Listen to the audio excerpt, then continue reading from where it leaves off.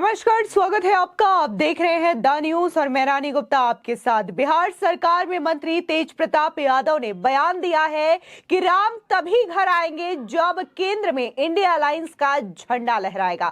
बता दें कि तेज प्रताप यादव के इस बयान पर राम जन्मभूमि के मुख्य पुजारी आचार्य सत्येंद्र दास ने बड़ा पलटवार किया है।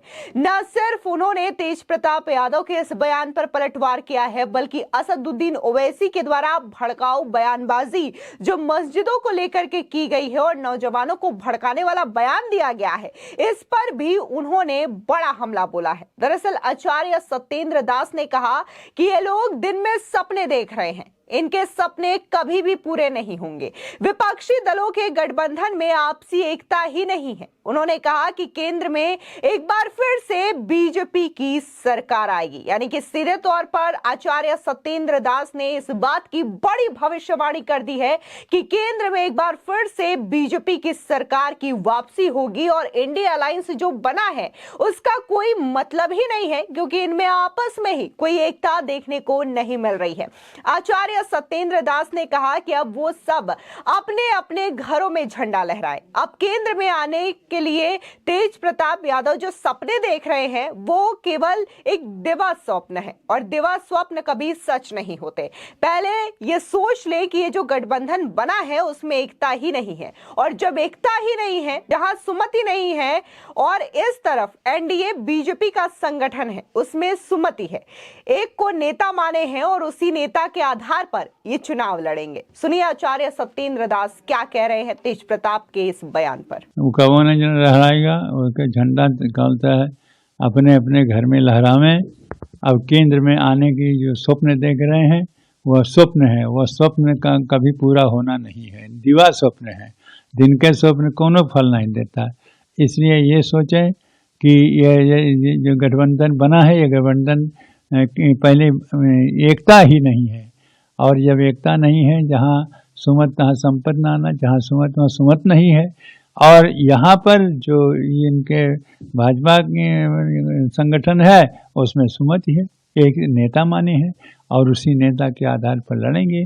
तो अकेले प्रधानमंत्री ने तीनों प्रांतों में प्रचार करके और ये कांग्रेस को खदेड़ दिया, तीनों प्रांतों को जीत लिया। ऐसे केंद्र में भी जीत लेंगे और सब ताकते रह जाएंगे और अपना संगठन बनाए रहें।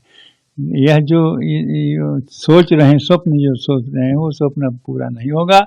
चाहे कितनों प्रयास करें, कितनों निंदा कर लें प्रधानमंत्री जी का, कि कुछ भी कर लें, सब कुछ उनका व्यर्थ होगा और केवल कोई सरकार जो है वो भाजपा की ही आएगी। इसी के साथ ही आचार्य ने कहा कि अकेले प्रधानमंत्री ने तीनों प्रदेशों में प्रचार करके तीनों प्रांतों को जीतकर कांग्रेस को खदेड़ दिया।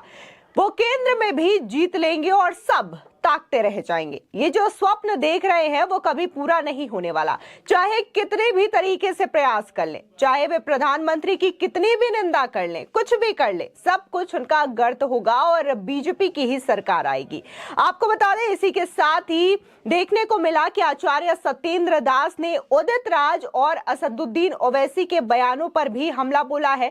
सीधे तौर पर उदित राज ने यह कहा था कि 500 सालों के बाद मनुवाद की वापसी हो रही है, और वहीं अगर ओवैसी की बात करें तो ओवैसी ने यह कहा है युवाओं को भड़काते हुए कि अब नौजवानों जो हैं धीरे धीरे हमारी मस्जिदें छीन ली जाएगी। इस तरीके की भड़काऊ बयानबाजी कर रहे हैं। सुनिए किस तरीके से आचार्य सत्येंद्र दास इन दोनों ही नेताओं को करारा जवाब दे रहे हैं। देखिए, भाजपा उनको जलन है कि यही राम के अपने घोषणा पत्र में कहा कि हम राम को मानते हैं, हमारे आस्था की है, हमारे भक्ति की स्वरूप है, और इस प्रकार से भाजपा ने अपने घोषणा पत्र में घोषित किया, जिसका परिणाम यह है कि आज वो सत्ता में है। 2 सांसद से होकर के आज 303 सांसद हैं। तो यह जलन है, जितने भी विपक्षी हैं सबको जलन है इनके सत्ता से, और इसीलिए वो उटपटांग बोलते हैं। और सही रूप यह है कि थोपा नहीं जाता, वो स्वयं श्रद्धा के केंद्र है भगवान राम। और ये लाखों के लाखों रोज आकर के जो दर्शन कर रहे हैं, इनका कहाँ निमंत्रण दिया गया है? वो तो अपने श्रद्धा से आते हैं, भगवान राम के प्रति उनका विश्वास है, उनकी भक्ति है, इसलिए आ रहे हैं। जो कह रहे हैं कि थोपा जा रहा है, यह नहीं, ये एक सम्मानित होता है कि सम्मान पूर्वक उनको बुलाने का ये निमंत्रण पत्र भेजा जाता है, वो भेजा गया है। जो आएंगे आ पाएंगे आएंगे। उसके बाद प्रधानमंत्री जी स्वयं कहे कि इतनी भीड़ होगी, इसलिए अपने अपने घरों में दीपक जला करके और दीप उत्सव मनावें 22 तारीख को। तो इस तरह की जो बातें आ रही हैं और उटपटांग बातें बोल रहे हैं, वह उदित राज का जो सोच है वो बिल्कुल घटिया है सोच, और बिल्कुल निगिष्ट सोच है। ऐसे सोच नहीं करना चाहिए। थोपा भक्ति थोपी नहीं जाती, भक्ति स्वयं उत्पन्न होती है। अब मुगलों का शासन नहीं है और कि अब इसमें किसी प्रकार की क्षत पहुंचा सकते हैं। जो क्षत पहुंचाया जाएगा वो सीधा जाएगा कब्रिस्तान में, इसलिए ऐसा सोचना भी गलत है।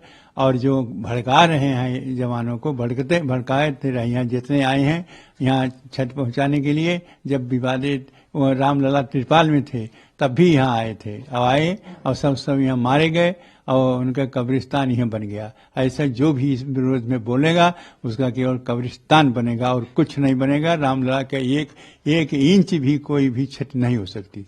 आपको बता दें, दरअसल प्रधानमंत्री नरेंद्र मोदी ने 22 जनवरी को जब अयोध्या में भगवान रामलला की प्राण प्रतिष्ठा होगी तो सभी देशवासियों से अपने घरों में श्री राम ज्योति जलाने और दिवाली मनाने का आह्वान किया था, जिस पर प्रतिक्रिया देते हुए बिहार सरकार में मंत्री तेज प्रताप यादव ने कहा था कि जब केंद्र में इंडिया अलायंस की ध्वजा लहराएगी उसी दिन राम घर आएंगे। एक बार पहले सुन लीजिए कि तेज प्रताप यादव ने आखिर कहा क्या था। जब केंद्र पे इंडिया महागठबंधन का ध्वजा लहराएगा उसी दिन राम घर आएंगे।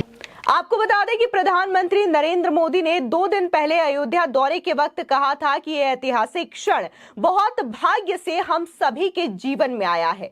हमें देश के लिए नव संकल्प लेना है, खुद को नई ऊर्जा से भरना है। इसके लिए आप सभी 140 करोड़ देशवासी 22 जनवरी को अपने घरों में श्री राम ज्योति जलाएं, दीपावली मनाएं। प्रधानमंत्री मोदी ने 30 दिसंबर को कहा था कि ये ऐतिहासिक क्षण बहुत भाग्य से हम सभी के जीवन में आया है। हमें देश के लिए नव संकल्प लेना है, खुद को नई ऊर्जा से भरना है। इसके लिए आप सभी 140 करोड़ देशवासी 22 जनवरी को अपने घरों में श्री राम ज्योति जलाएं, दिवाली मनाएं। उन्होंने कहा था कि देश के सभी तीर्थ क्षेत्रों में और मंदिरों से मेरा आग्रह है कि भव्य राम मंदिर के निर्माण के निमित्त 14 जनवरी को मकर संक्रांति के दिन से पूरे देश के सभी तीर्थ स्थलों पर स्वच्छता का बहुत बड़ा अभियान चलाना है।